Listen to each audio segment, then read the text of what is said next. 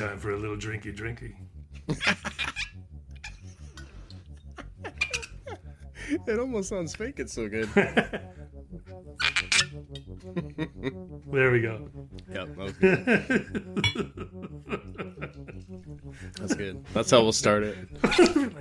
He's great, but I think he's an alcoholic. Hello, friends. My name is Blue Mitchell. And I'm Michael Kirchhoff, and these are The Diffusion Tapes.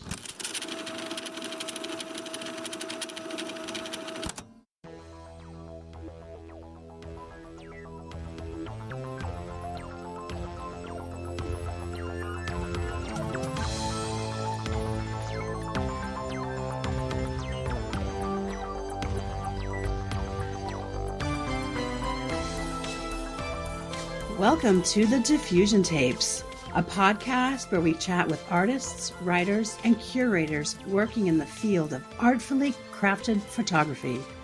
Produced and hosted by Blue Mitchell, publisher of Diffusion Annual and founder of 112 Publishing. Co-hosted by Michael Kirchhoff, editor-in-chief at Analog Forever magazine and founder of Catalyst Interviews. In these conversations, we chat with folks whose fascinating work and intriguing life path arouse the senses. And we're inviting you into the conversation.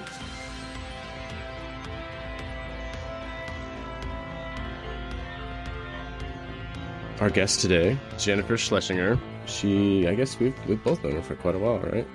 Yeah, I can't imagine how long. At least probably I don't know, for me, maybe about 10 years, I think. Yeah, for sure. Anyway, she's our third guest, season 2. So I guess you could call her an alternative process photographer, or not. You could just call her a photographer. But she lives in Santa Fe, New Mexico. She owns Obscura Gallery, which is fantastic. They have a lot of awesome artists that she has in her repertoire. I think the most dominant thing that comes through to me about Jennifer is that she walks that imaginary line between artist and gallery director / business owner in regards to photography. And part of our conversation had a lot to do with how all three of us really kind of reside on both sides of the table to a certain degree in terms of making art, being passionate about making art, and being passionate about discovering other people's art and presenting it in a way that benefits others, or especially in her case, in terms of selling to a big collector base. Definitely. Let's just jump right into the conversation with Jennifer. Jennifer, thanks again for joining us on the Diffusion Tapes. It's a pleasure to have you. Yeah, I'm excited to be here. Thank you. Yeah, of course. Michael, thanks for showing up, even though I sent you a late notification. I realized, Jennifer, that Michael wasn't on our confirmation email for the time and date. Oops.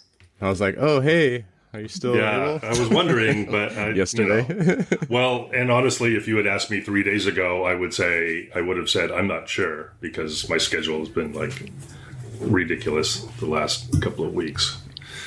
Tell us what you're up to now. Tell us about your gallery and how that all got going. Okay. So I have Obscura Gallery, which is in its 5th year. Its physical rendition is in its 5th year. I opened it 6 years ago, officially, virtually. And it came to be because I was the gallery director at Verve Gallery in Santa Fe for a long time, over a decade. And they closed their doors. So it seemed like the natural direction to go in. And I got a lot of encouragement from my partner, Brant, who, I came home that day when they said they were closing, and I thought, oh my God, what the heck am I going to do now? And he said, you should just start your own. And I thought, really? Okay. And literally overnight, I kind of just went to it. He had bought this building that we're in now a few years back prior to that. And his intention was to go public. He's a private dealer of antiques, tribal antiques and Native American antique, pretty much anything antique he loves. So he was going to go remodel the building and go public, and said, well, we'll share the space and we'll just make it work. So we got right to it, started renovating, basically gutting this building actually, And it took a while. It took a lot longer actually than we thought it would be. So that's why I started out virtually with Obscura. From the time that I decided to start Obscura until the time that I sort of formulated the business, it was really pretty quick, maybe 5 months. And then we had basically set up shop in our house, moved all the flat files there, kind of did installations and invited clients to come over, those who I knew from Verve, and then starting to build my own. And so we operated out of our house for a while, and I did some shows around town here, and I did some other shows in LA and did, went on the road. And then the gallery was finally ready and we opened in 2016. So I took about a handful of the Verve artists. I had a vision really wanted to carry 19th and 20th century photography as well in the new gallery. That's kind of how I was educated, was with the history of photography. And I just really always had a strong draw to it. So luckily I had this really incredible miracle happen that I wound up working with an estate of an artist who had passed just a year or two prior. His name was Paige Pinnell, and he was a photographer and a collector, among other things. He was a musician and political activist. He was a lot of things, but he died just about a year before I started Obscura. And so I was fortunate enough to be able to start handling his estate and got a really incredible collection of 19th and 20th century work to kick off my gallery inventory with. So that's how it all started. We did a show of his called The Artist as Collector. So we showed his work alongside the work that he collected. And it was really exciting. I really want to do another show like that. It'd be fun to work with people when they're alive. So yeah. that is, but a lot of people when they're alive, they don't want to sell their collection. So it's a little tricky, but, right. But some people are ready. But anyway, it was a really cool concept for the community because people really enjoyed him here in Santa Fe. So yeah, that's kind of the gist of Obscura.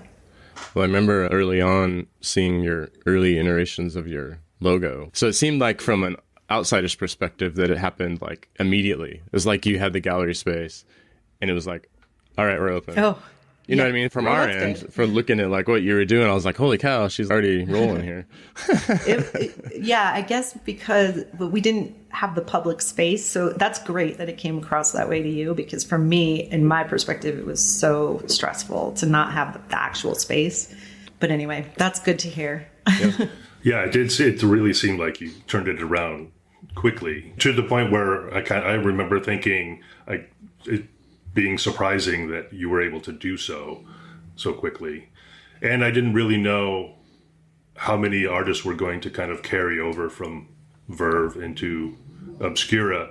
But you obviously had a vision for what you wanted, since now it's your, solely you're the one running the show. How do you think that transition went? How did the kind of aesthetic of the gallery itself change from one to the other under your direction? Yeah, well, there's a few factors. I mean, the fact that I share the space with Brant, so we have a lot of antique tribal art and objects. Someone initially brought it to our attention when we first opened that it reminded them of the Alfred Stieglitz gallery that he had, where he would put in, sculptures, Brancusi sculptures and that kind of a thing. And that was a high compliment. So yeah, I think it for sure. has that kind of feel, because you'll come in and you'll see, there's a lot of objects in here that go along with, that are kind of interdispersed. So we're not, even though we're two separate galleries, we're really sharing the space. So it's not like I have one section and he has the other. We just mesh it all together. Verve was just photography, and actually it was just contemporary photography. So it was, a really classy, clean white space. And I think we have a classy space, I'll say, but it's a different vibe. There's more to look at in between the photographs. Sometimes we intentionally curate shows together. Like we did a show of Kurt Marcus's Monument Valley photographs, and interdispersed throughout that were Navajo textiles and pottery and, that were relevant to the location of Monument Valley. So sometimes we do that, and sometimes we do it a little bit more randomly, I should say. Like I'll have a photo show And Brant will place objects around that he, thinks go well with the photos. So we don't really have a hard formula by any means, but it's just a different vibe, I would say. Well, having been there and seeing it for myself, I can attest to how beautiful a gallery it is. And I think by doing that, it just gives more dimensionality to the gallery and the space and how you present the work, at least from a photographic perspective. I mean, I think having the antiques kind of collaborate with the work on the walls. I always like galleries that have a lot of objects and have a space that makes you think of your own home and how that work would work in your own home on your own walls, as opposed to kind of stark white gallery walls, which is fine, but I think it lends itself to allowing people to imagine what the work would look like in their own home. And then that, of course, I think would generate sales. Thanks. Yeah, I appreciate that compliment. Yeah, thank you. So let's back up then, Jennifer. You currently have Obscura Gallery. You also do your own photography. Tell me about the journey of photography. It's a twofold question. How did you get into the photography thing? And then how did that get you to Verve? Yeah, so I moved out here to Santa Fe to finish my degree by studying photography. I had started somewhere else in University of New Hampshire. Were you doing like commercial fine art? What were you? I was studying political science. Oh. I was probably going to be a lawyer. Wow. Probably it's a parallel life, which still really intrigues me, but I don't want to be a lawyer necessarily. But anyway, and then I had taken a little bit of a break from school just because I was like, what am I doing? I don't know what I'm doing. And I moved down to Atlanta with some friends, and what they call now a gap year. It's so funny. I think my parents love to hear that they have a term for that, because back then it was like, what is she doing with her time? But I discovered photography down in Atlanta. I worked at a photo lab, and it changed my life. Was it just like a 1 hour photo, or was it like an actual dark room? They had both. In fact, okay. They really were quite the character of a photo lab. They were right next to a very well-known it was a gay bar, but it was like specifically like the men would, there's a name for it and like it's escaping me now, but the men would bring their photos to be developed. So we always had like really interesting photos that we were developing. And then they had a dark room to do black and white. So it had both. I just really fell in love with photography and still just kind of figured out what I was doing. And my brother lived out in this direction. He lived in Colorado, and I visited him, and I just said, I'm going to go back to school and study photography. I actually thought I wanted to do photojournalism. Over the course of studying photography, I kind of determined I was more interested in the fine art aspect of it. I didn't have what it took to be a photojournalist. I think that's a really defined personality type that I could not live up to. So I wound up going into fine art, and then I graduated and just worked at various nonprofit arts administration organizations here in town. Started as like an office manager and worked a lot of outreach, teaching kids art, all levels of, through high school. And then I wound up just building this like arts administration career. And I became the assistant director at the Santa Fe Art Institute, which was a residency, an organization that held artist residence, workshops, lectures, and exhibitions. So I really got my hands in it and figured out how to make it all work with that job. And then it was a lot of work. I mean, nonprofits or arts administration there's no joke. It's like 60 some odd hours a week. And you really are only doing that because you're just supporting the organization. It was wonderful, but it was exhausting. And I was pregnant. I got pregnant and wanted to kind of just slow down to, take it a little easy for my pregnancy. Verve had already represented my work. So I think I was dropping off a print to Wilson, who was the owner. And he was like, yeah, well, you should come work for us then.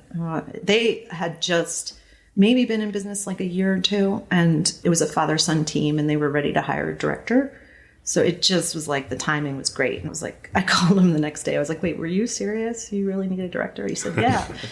And it just worked out. And it was like awesome. They were the best employers I ever had, really knew how to treat their employees and their artists. And I learned a lot from them to run a for-profit gallery, which was, ultimately not that different than running nonprofit. You still need money. You're looking for money one way or the other. You're either trying to make a profit or you're trying to keep your organization open. So one way or the other, you're asking people for money. Yeah, it was great. And I got my feet wet really doing curation and shows. And I bet you learned some legal lawyer stuff too. I did. John was a retired lawyer, right? He was a civil rights lawyer too. So his law, that's, if I were to go into law, I would totally go in that direction now. So yeah, it was great to have him see that side of his interests. And yeah. That's interesting. I didn't actually know that. Yeah. He also makes a mean scrambled egg. Oh. I didn't even know there was such a thing as a mean scrambled egg. How did you come to discover that? So Jennifer actually invited us to do Diffusion. It was a 5th anniversary show for Diffusion magazine, which I don't remember what year that was, but so I was able to come out, and John put me up at his house. So he cooked me breakfast. He treated me quite well. It was the best bed and breakfast I've ever had. He really is. He was always the best host. Yeah. Yeah, and it was in, I think, February, so it kind of snowed a little bit while I was there.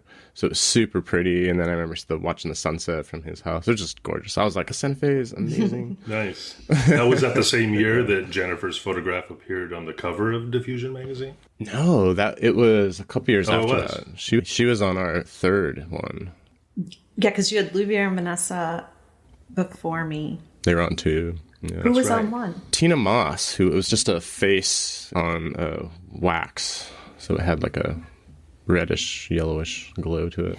Right. Yeah, I remember those first couple of covers, but then, and I'm not just saying this, but it was the cover that Jennifer's photograph appeared on. Right, there it is behind you. And then really, that's when I think I really took notice of Diffusion, because that image really, it was like the perfect cover image, and it really jumped out at you, and it made you want to discover what was going on inside the magazine. Not just from her work, but from the perspective of a fine art photography magazine. And I think that was, at least for me, and I can say that from experience, that it was very inspirational to me as to what could be done with photography in a magazine format. That magazine was, that was such a killer magazine, really. Michael, the cover, that's a really good cover image, but honestly, that whole series of Jennifer's, it was hard for me to decide which one, because they were all, every one of them were good cover images. So I had to okay, Jennifer's going to be the cover, yay. But then it was okay, which one? But I think that one did good, though. It's the pearl necklace in the front. And that's from, what is it, Object Diaspora? Yeah, the Object Diaspora series I did. Diaspora, that's right, yeah. They were photographs I'd taken with a pinhole camera of objects that had been handed down to people with significant value, whether that meant value in emotional or monetary, whatever kind of value it, but sort of inherited items. Like family heirloom sort of thing? Yeah. Pretty much. Things that would get passed on to people. And the pinhole was so perfect for that, because I felt like you could capture the spirit, with motion and the fuzziness of it all. Were you shooting on film? I was, yeah. That was 4x5 film. 4x5. Nice. Right. Yeah, and especially 4x5 pinhole, you're not just capturing the object, you're capturing a period of time, because the exposures are so long. Yeah, they were. Yeah, so how'd you do that? Are those the ones that have the figure in them? Is that you? Did you just hold still? Yeah, that was around the time my daughter was still really young. And so I was just, she would take naps and I would just be like, okay, I'm just going to photograph myself in this necklace and see how it works. But yeah, it was really funny because I found this one spot in my bedroom that got really good light. So I used that spot. That became a major spot for a lot of the photographs. But, you open up the shutter and you go and you sit in front of it and you just hold it for 30 seconds or however long it was. But some of the photos are other people. I did hone the process a little better. Figured, you could do this stuff outside in the sunlight and it's a lot less time. Or with lights, you just kind of work through it after a while. Yeah. Right. So that series was shot in multiple locations then? Yeah. Yeah. I mean, mostly all around my house. You were at my house out there. Are you still in the same place? No, I moved into town. Oh, okay. Yeah. That was a pretty sweet spot though. There was definitely great locations out there to shoot. Yeah, I started photographing other people and other people's objects, and it kind of got a little bigger. It started with me, but then got a little bigger. Well, it's interesting to hear that, because being Pinhole, it seems like if you don't have the same setup, they're going to look different, and somehow you manage to like make all the images really look the same. Oh, interesting. Right. I mean, Yeah, there's definitely aesthetically. a consistency to everything. Huh. Yeah. And those are the prints themselves, though. You were shooting on film, but they're albumin prints? Those are Gelatin silver. They are, okay. Yeah, those were gelatin silver, and they were on that really lovely Foma paper. I don't think they make it anymore. Oh, I know what you're talking about. Yeah, I don't think they make that, unfortunately. It was called like chamois or something. Right. And it had just a really beautiful pearl kind of essence to it. But it was that project that then led me into the albumin, because I was living out there being Chupadero, New Mexico, and it was like a little village, and we had chickens and lots of space, you know. And I got really into albumin because of all those chickens. I was like, what the heck? And then just one day I was like, yeah, I'm going to try albumin. And I started working with David Hyams, who doesn't live here anymore. He now started his own alternative workshop organization. Because we just spent a day together. He showed me like, this is how you make a print. And like the first print we made was like golden. And had it not been golden, I probably wouldn't have even gone down that road. You know, albumin's kind of like that. It's just, you know, it could be really good one moment, or even to the next moment, it could just look awful. And you're like, what did I do different? You know? Sort of like Van Dyke. Yeah. Yeah. Luckily, it was the first one that looked amazing, and I got totally inspired and figured it out. That's interesting. So if it had been something completely different, you may not have even continued down that path. Probably not. I mean, it's already a pain in the ass kind of a process. I mean, such a pain in the ass. But yeah, so when, you know, you get so tedious, and then to have it come out, it's like, okay, I'll go through the tediousness because it's worth it. But hadn't come out, then I think it would have, I probably would have moved on to some other, they probably would have wound up in platinum or something. I don't know.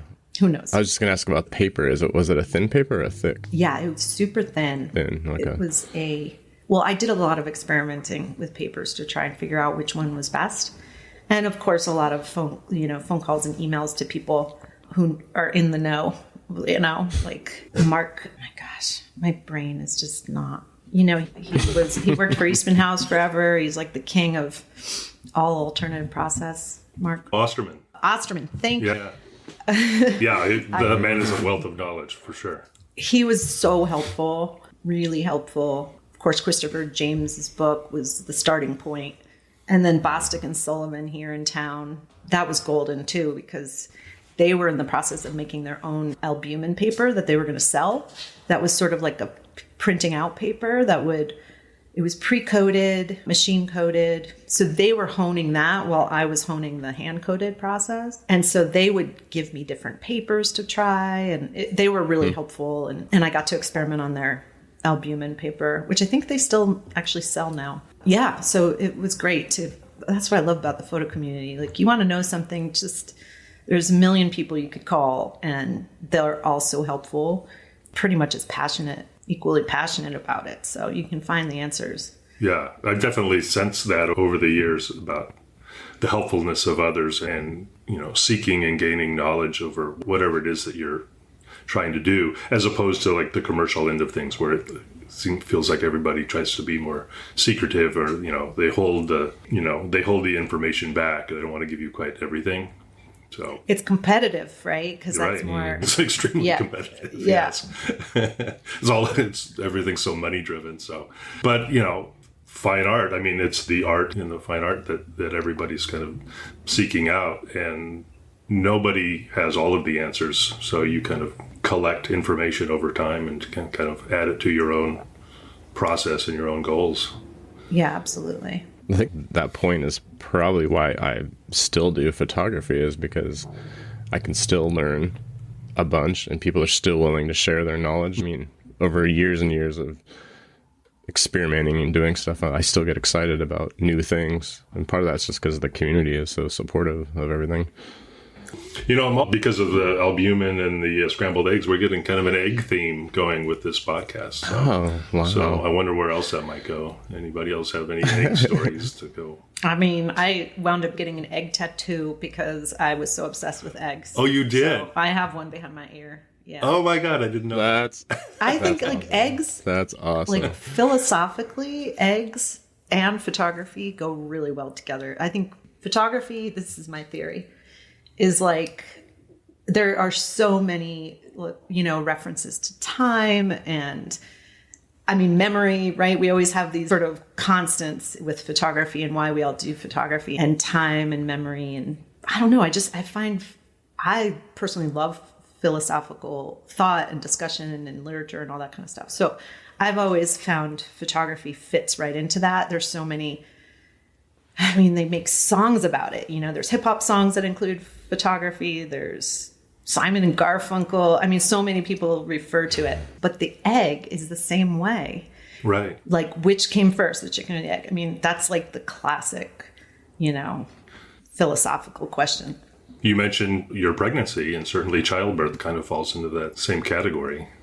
Absolutely. Yeah. I see eggs as a symbol for deep thought. Yeah, absolutely. And now I want to go through my entire song catalog and find the ones with photographic references and the ones with egg references. Although I can't immediately think of anything that's egg. I don't know if there's as many song references to eggs as there is to photography, but... No, but I think that would be great. It would be hilarious. That's pretty good. You could make that your logo, Jennifer. Which logo? Your personal... My own logo. Yours. Oh. Yeah. The same one that's behind your Yeah, ear. I could. It could be your brand. Is it just the shape? Is it just the kind of... It's basically just... I would show it to you, but like I don't know if you how guys really elaborate? see it. It's just an egg with like a little shadow. It's very simple. Yeah. A little egg shadow. So since we're kind of on the subject, I'm asking this because I was looking at your portfolio, all of your work, and I know there's a lot of stuff that's probably not even on your website, but I'm curious about what role photography plays in your like personal spirituality. Yeah, that's a great question. I've never really thought about that. I mean, I think about, I'm a huge outdoors person. And so I guess my work has always been somewhat landscape based. And I'm not a very religious person, but if I were to get spiritual, it would be out in nature. And that's probably where I feel the closest to whatever, there might be as God or spirit or something like that. So I guess photography goes with that because I'm always trying to kind of capture that feeling in a photograph of sort of that significance. And I'm kind of a little nervous to use the word truth, but it's really interesting. Somebody came into the gallery the other day and said they are a poetry teacher to high school kids. And they asked me if I thought that photography was the closest thing to truth.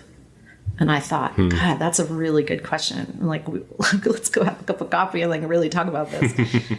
Because, I thought he was coming from the sense of like, if photography tells the truth, which we all know it just doesn't. I mean, that's, right. I think we know it doesn't. But he wasn't coming from that. He was coming from this place of like purity, like pure.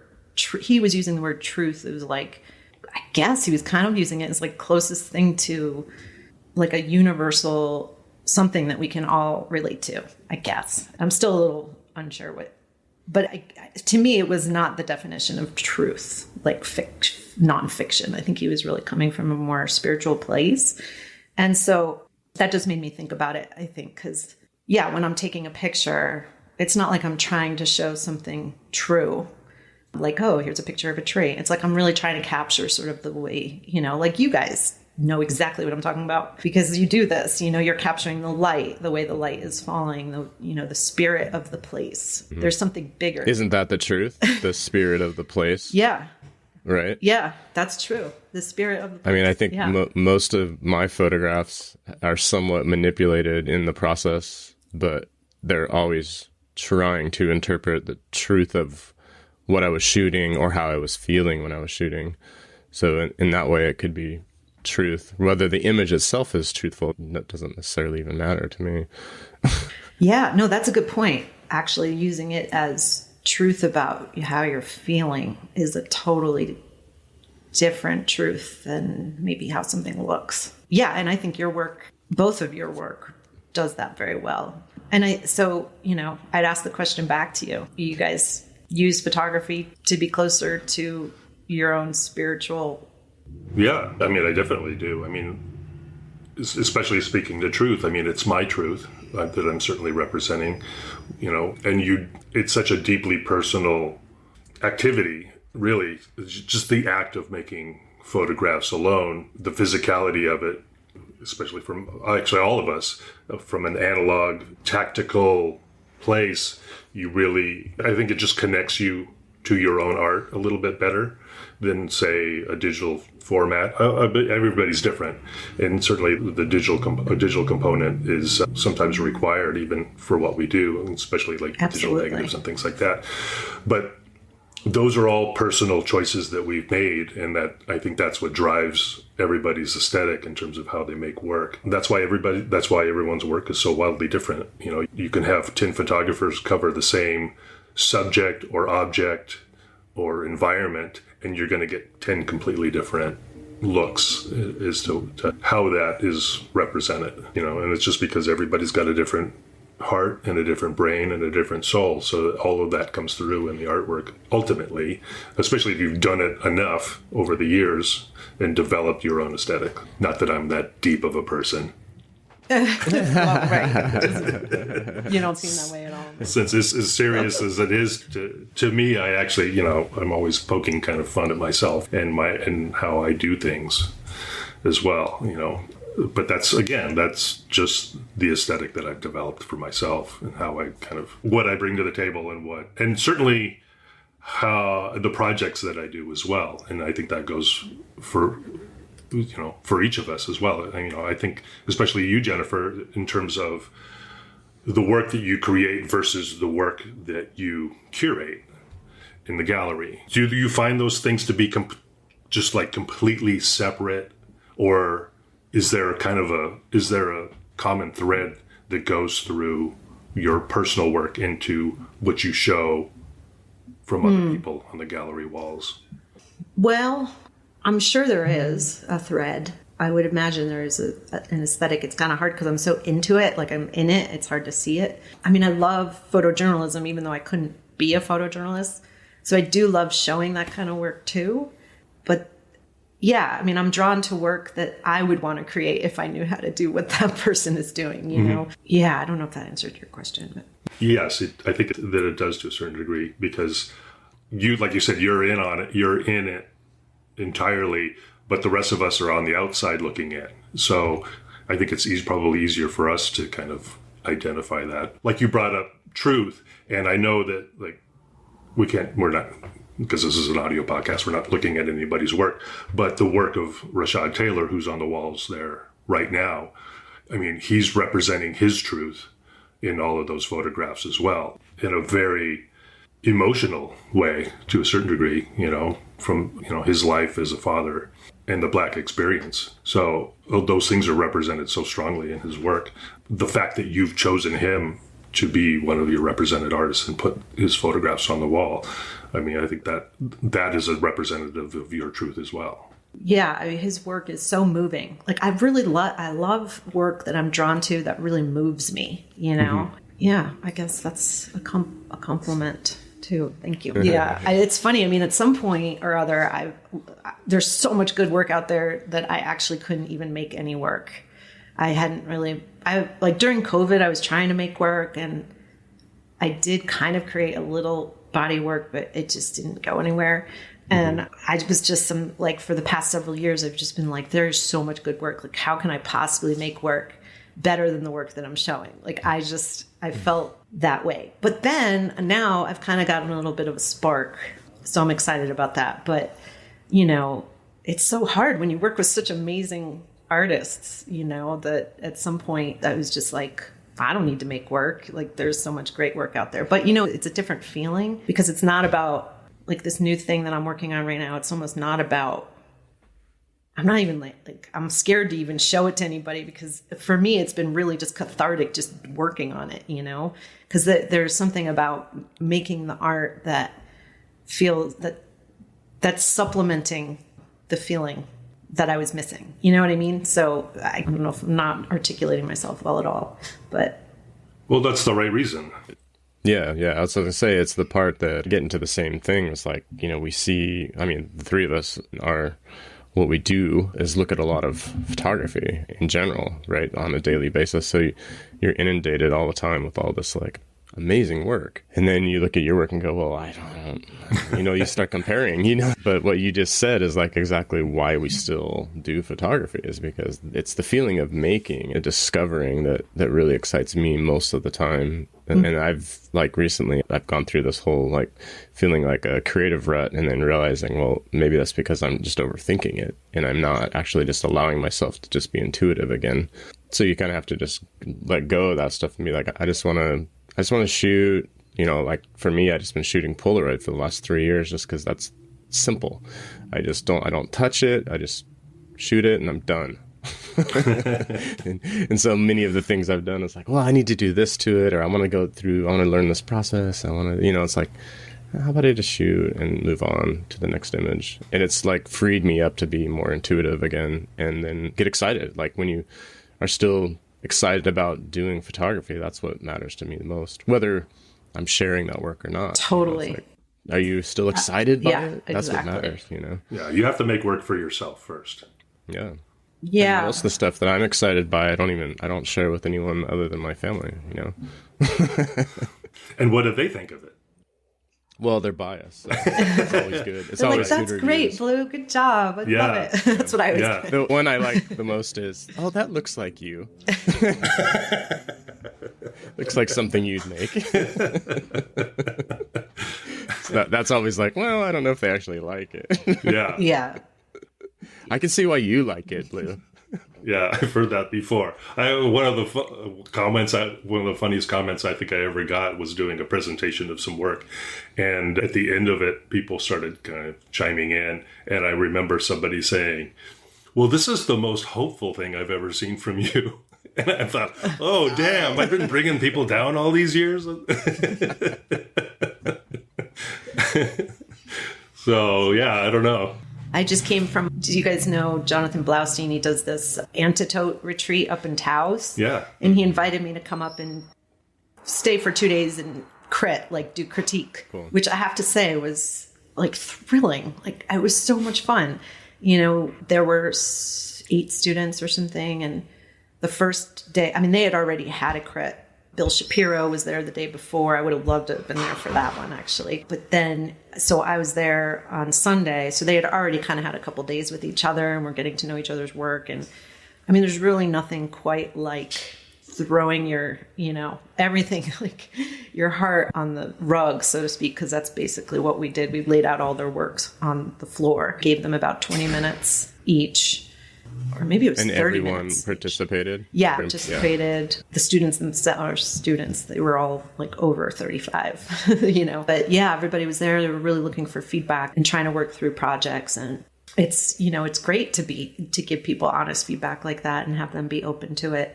I guess that was probably one of the best things about being in an educational, going to school for it, because you would get that. You'd really get. And there's a few people I could go to and now if I wanted to do that, but then I also get scared. I'm like, do I want to put my work in front? Like, really hear what they have to say? Yeah. It's a brave thing. I kept saying that to them. Like, you guys are really brave for bringing all your work here and just saying, like, what do you think? Yeah, being open to any, perceived negativity too. Like, oh, as long as they're communicating why they don't like something, right? Right. True. There's a reason. It's not just like horrible. Yeah. What were you going to say, Mike? Yeah. Oh, I was just going to say it's similar to, it's going through the review process, right? I mean, we've both been on both sides, or we've all been on both sides. And I don't know. I find it really interesting when I'm looking at other people's work because like what Jennifer was saying, you see so much incredible work and you think God, how did this person come up with this? And I could never compete with something so extraordinary. And at the same time, they're there seeking your input and to a certain degree guidance at times. And it's, when I do that, I get a lot out of it as well. Absolutely. Not just from getting to experience the work, but I think that it helps you develop your own way of doing things. When I go to make photographs now, I think that some of that carries over into what I'm doing now. So it's kind of creates more of a well-rounded perspective. Absolutely. Yeah. I mean, you can almost hear yourself. We're probably our worst critic, really, anyway, because of that. So I can hear myself on the other side of that table saying, well, what's the point? What's your intention? Right. Yeah. Yeah, but that's part of what we were talking about earlier, though. It's a little bit disabling in some ways, because then you could self-critique yourself into a corner where you're like, well, I might as well just not even bother, because there's so many things I could pick apart or suggest to myself. You know what I mean? So you just have to let some of that stuff go. That's true. And it's let me take off my critique, my curator, my editor, take all those hats off and just be like, I'm just going to focus on playing. And then, then we can talk about editing instead. You know what I mean? Right. So you're not like stopping yourself from creating. No, that's a good point. Yeah. This is a funny thing, 'cause, you're talking about putting things public. So before I would actually try to get work into a gallery or publication, I use my website as how I edit. So because I know not a lot of people are visiting my website, I tend to use it as my editing platform. So I'll put up some images and I'll look at them together and be like, oh, I don't think that one actually fits in this series. So I'll take it off. So I actually use my website as my That's great. gauge on how to edit stuff. Because I assume that there's not a lot of people looking at it on any given day. I look at it every day, Blue. Yeah, right. I'm on it right now. You're making me want to go on it. Yeah, exactly. That's part of his master plan. Right, yeah. Oh, right, yeah. Wait, and what I put is it in it? the podcast, It's bluemitchell.com. Little self-promotion on the podcast. That's okay. But that makes complete sense, too, because, how you view your own work, I think it depends upon the venue that it's being shown at. I think if you had a selection of photographs and you put them on the wall, they would look one way. If you published them in a magazine, they would look another way. If you just looked at them in a critique process on the floor, somebody's living room floor, you're going to get something different out of that as well. I know that I get that a lot when I'm working on the magazine that I work on. And during the entire, selection process and the layout and then the proofing, we go over everything with a fine-tooth comb and you think, this is great. And then it gets printed and sent to you and you look at it and you're like, it looks different now. The experience is different because of the physical nature, because of the physical nature of it. And turning the actual pages, how you perceive that work has kind of, I can't say that it's really changed, but it's skewed to a certain degree.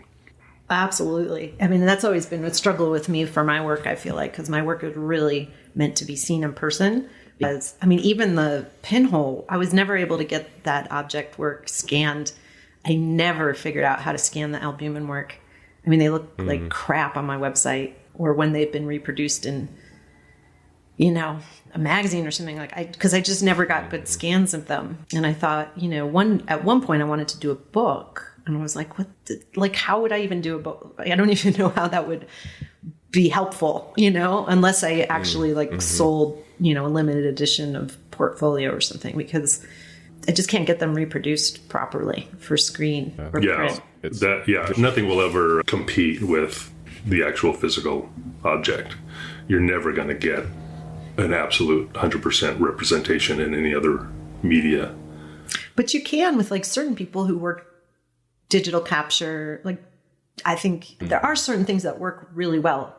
You know, I have an artist like Nevada Weir. Like, all of her work is created like both in camera and then printed digitally. And what you see is really what you get. I mean, if anything, of course, what you get is better because you're seeing the texture of a watercolor paper or something. But I feel like there's certain things that really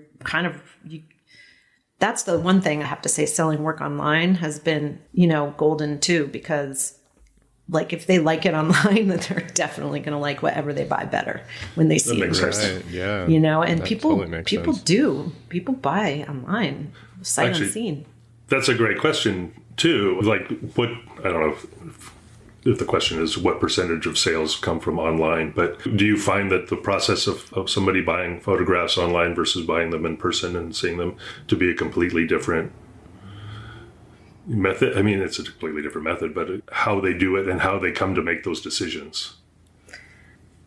I would say it's sort of 50-50. Really? Yeah. Like all during COVID, I did all my sales were online. I mean, it was crazy. Right. Well, you were forced to, though, as well. Yeah. I mean, I think, you know, whether or not you resonate with something visually, like on the computer when you're shopping or in person, you know, regardless, if you have a strong reaction to it, it's going to compel you to want it. So. Yeah, I agree. Yeah. I think it's that way for most people, really. But do you make a lot of sales of people who are just collecting from, you know, like from a value standpoint? Like, I just want to get, you know, I need an Edward Weston Pepper, photograph in my collection because that's going to accrue value over time. So I just need to get that. And they don't have an emotional response to it. It's just about value. Yeah, I mean, if that's, I'll say I generally don't, but that might be a niche I'm not tapped into in the sense that, I mean, I had sold a pepper. It wasn't a vintage pepper. It was a Cole Weston printed pepper. Oh, okay. And I'm not sure what the intention was there, but I think I'm always trying to discourage people from buying for investment because the markets are so wonky that you just never know, you know, you just never know. So I always try and just tell people you got to buy it because, you know, you love it. That's the first and foremost reason. And then after that, you know, great if you made an investment and it increased in value, all the better, you know, but just, I don't really think that I try to discourage people from buying for that reason. Right. Interesting. Okay. So what you're saying is I was right. Exactly. That's what I was looking for. Yeah, you were right. This has been great. Like, I think we've learned a lot about you. Yeah, for sure. For sure. Hey, Jennifer, do you have a home studio? Like, do you do photography at home now? So it's interesting you ask. I actually had a dark room that I rent, but I just decided to give it up. It's kind of a rarity to be able to have one in this town where you can rent it. And I actually got it from Daniel Milner, who he didn't give it to me, but he passed it on, the lease on to me when he stopped working in the darkroom a few years ago. And, you know, I had my own darkroom when I lived in Chupadero, but then when I moved away, that's when I started renting. And I just made a conscious decision to let it go. I share it with Katie. You remember Katie Solden? Yeah. And another fellow. But I just wrote them and I said, you know, the direction that I'm going in right now, I'm printing. I have a whole other way that I'm printing.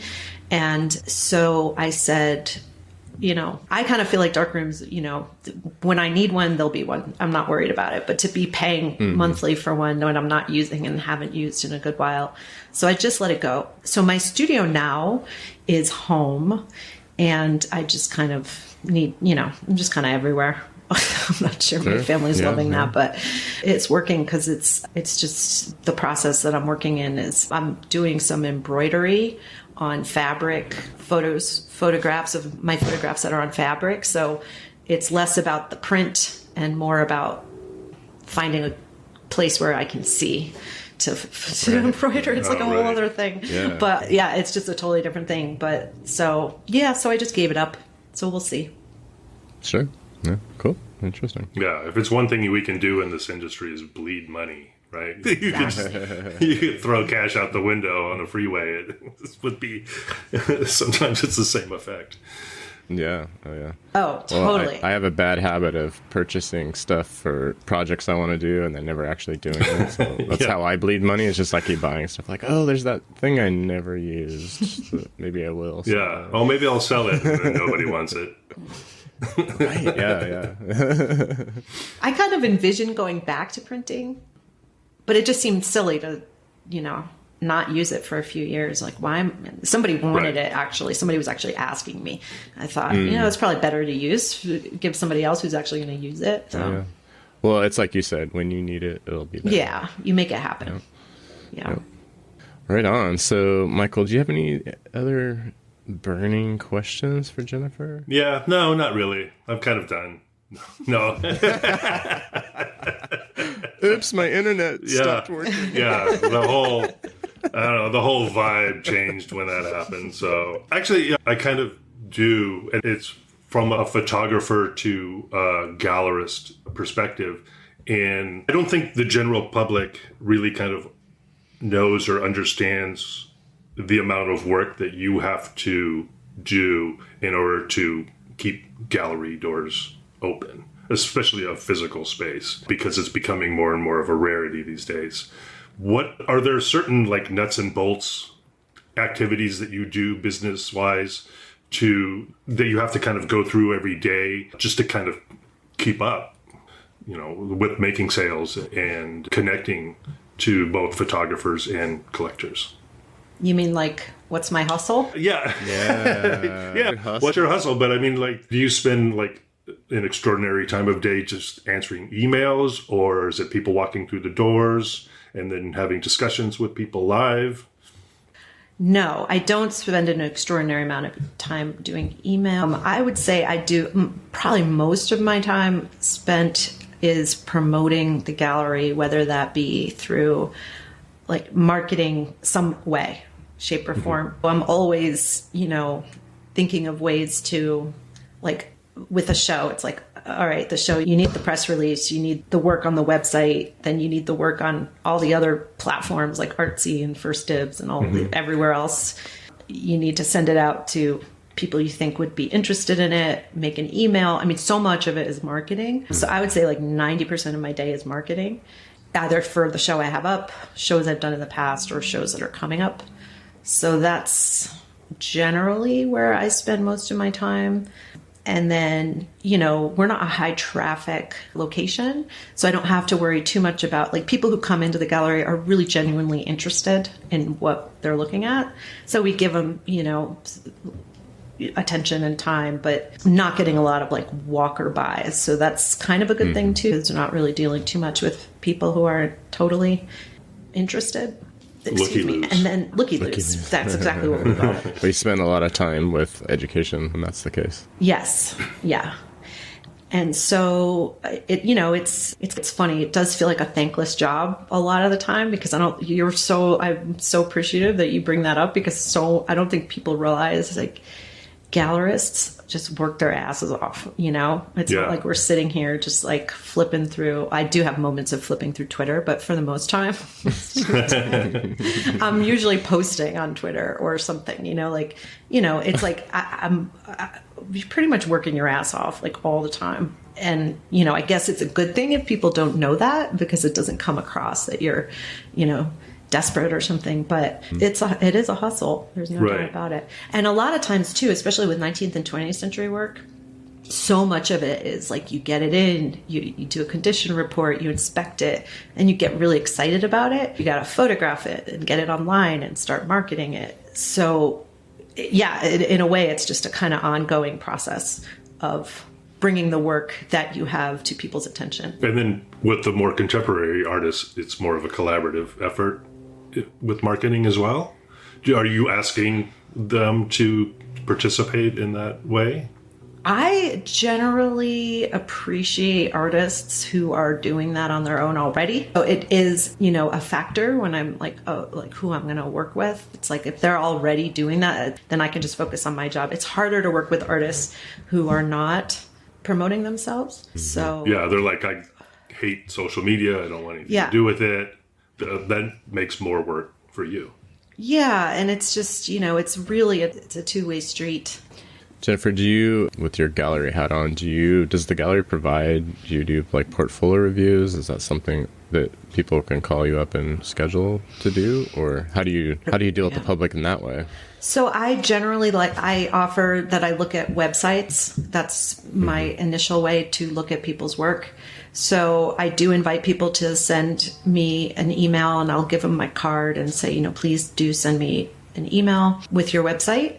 Going back to the website, websites are huge for me. If I get on a website that does not work or is like really hard to, it's just like, it's like a roadblock, The classic one is, well, I don't have a website. I'm like, well, that's not really going to work. It's like, because you're like, I'm going to market you, then you need to market you. Like we are all marketing you, it's crucial. Or I don't have scans of my work. I just want to show you prints. And I'm like, well, I sell like 50% of the work online. So I need to know how it's going to be presented online. So if you don't have any JPEGs of it, then we're already like going backwards. So that's not going to work, That being said, I don't have like hard rules. And if I do see something, I will say you can drop off a portfolio and let me look at it. Give me a couple days and I'll look at it. But it's already points against you if you don't have scans of it, because then we're going to have to get down that road, eventually anyway, if I'm interested in it. So I have had some rare instances where I see someone's work and maybe I'll just help them out. I'm like, this work is really good. Let's get some scans. So I do like to do that sometimes, but it's a lot of work. So I try not to encourage that unless I really, truly believing in somebody at that moment. So yeah, websites. And then I do portfolio reviews. I'm doing the center reviews here in November in a few weeks. I'll see you there. Oh, yay. Great. And I try and do other ones too. I definitely did a lot of them online during COVID, which I didn't love, although I did discover Lou Peralta's work that way. And that was very randomly exciting. Her work is so object oriented. She just had the best presentation. Anybody I've ever met through a digital, I was able to really get a feel for her work. So that was exciting. Oh, that's great. Yeah. But in-person ones are getting a little harder for me now because, it's hard to say, okay, I'm going to just leave the gallery. I do have somebody, wonderful help, Rennie from the Santa Fe workshops. I don't know if you guys know Rennie. She was there for like 30 years. She basically ran the Santa Fe workshop show, and she's kind of retired now. So she offered, when you go out of town, I'm happy to watch the gallery. So she is great. So we hire her to work when we're not here. But I try not to not be here too much unless it's crucial. So well, that makes sense. It requires your presence. It's your gallery and you're the one. It does. Yeah. You can't just hand that off to somebody and expect it to continue. Yeah. It's a different thing. I think if I wasn't so involved in it, it would be different. If I were to I couldn't imagine really hiring a gallery director in the way that Verve hired me, because I feel like the gallery director here, but I would definitely love to hire an assistant. That would be wonderful. Well, what's Katie doing? Katie just had a baby. Oh, she did. Yeah. Oh, and good for her. she had a baby, and she works at the New Mexico History Museum. Okay. She's been working at their archives, their photo archives, for several years. Oh, nice. Well, awesome. Thanks for dealing with all the technical issues to make this happen. Yeah, I'm glad I could get back on. So thank you guys so much for this. This was fun. It was great. That's why we're doing it. Yeah, you're not doing fun. it for the big money maker. No, there's no check coming, unfortunately, but that's okay. Michael, your check got lost in there. Again. Well, that's what I love about you guys. Are so you're so passionate about. I was just telling somebody that I'm doing this, and both of you have your whole careers, and then you do this passionately, and I think it's so great. Community is so lucky to have you guys. They didn't tell you it was a mistake? What do you mean? That you're doing this? Like, Oh, you want no. those guys? Oh, good. Like I said, I can't take any of it serious. Well, I can seriously, but I got to make fun of it at the same time. Well, when I worked at the Santa Fe Art Institute, we had a strict mantra that there are no art emergencies. So there's no reason to ever get stressed about anything art related. Yeah, I like that. Yeah. Yeah, no emergencies, just a lot of disappointment.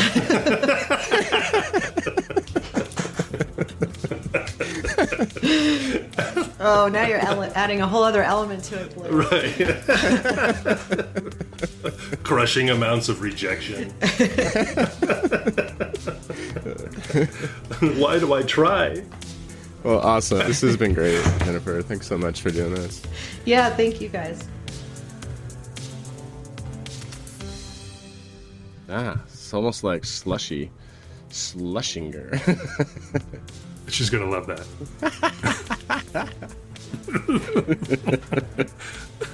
Oh, slushy. Yeah, great. Thanks, man. Thanks a lot for the nickname. Yeah, jerk.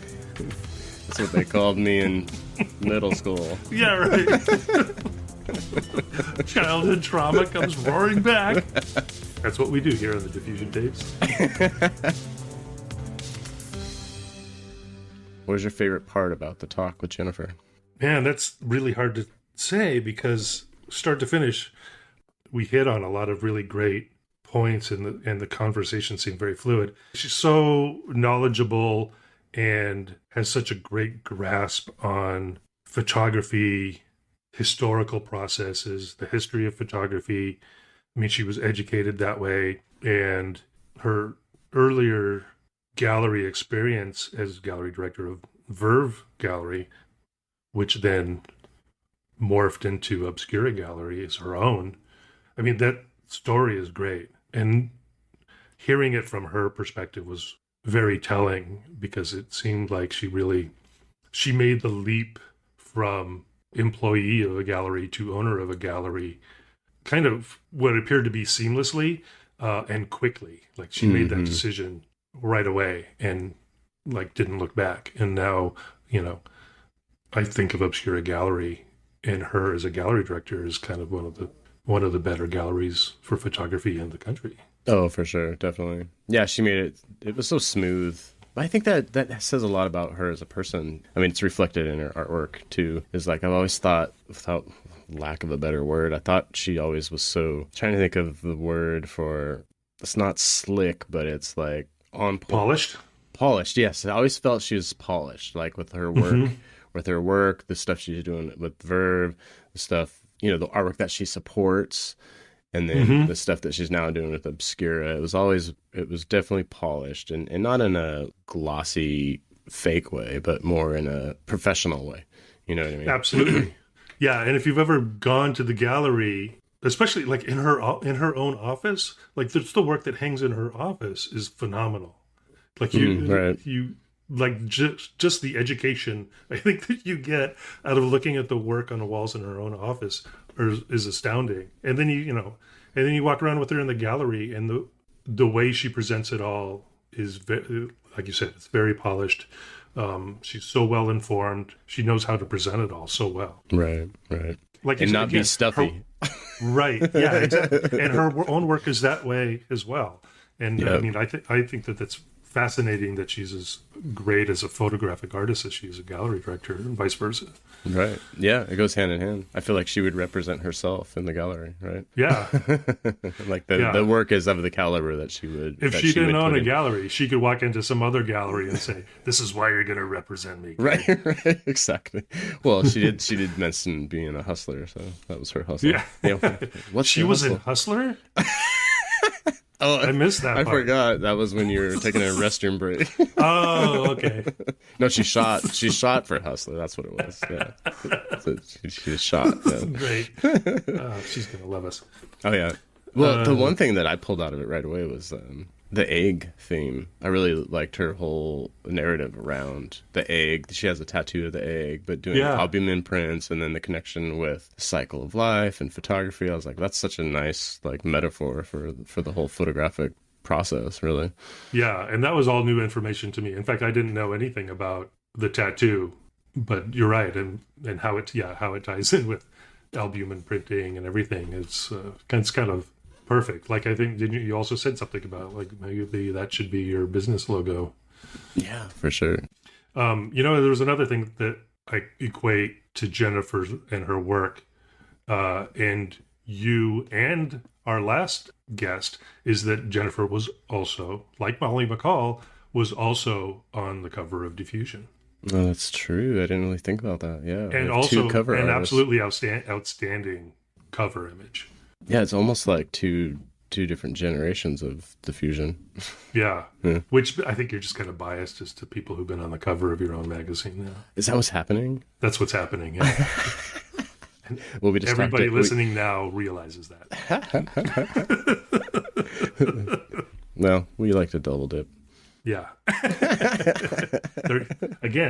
There are peeps. There are peeps, yeah. The part of the conversation that I really enjoyed too was when, and I actually asked the question about the spirituality and photography connection, but I really liked how she addressed that, and how she talked about and I think that's because you and I probably can completely relate to that connection with the land being in photography and that sort of being a spiritual process.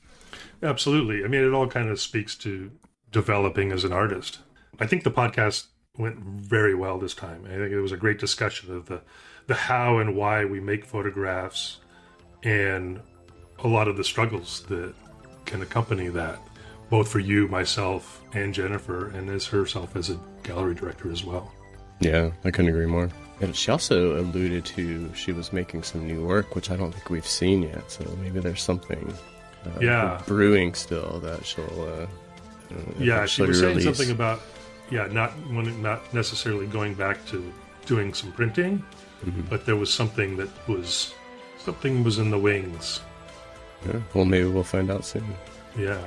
Well, she's got a good gallery to represent herself in. Well, she has actually a few galleries that represent her, doesn't she? Yeah, she does. She's doing good. And good. Yeah. She deserves that. As they should. Well, if I had a gallery, she'd be in it. That's for damn sure. Yeah, exactly. Jennifer Schlesinger is rad.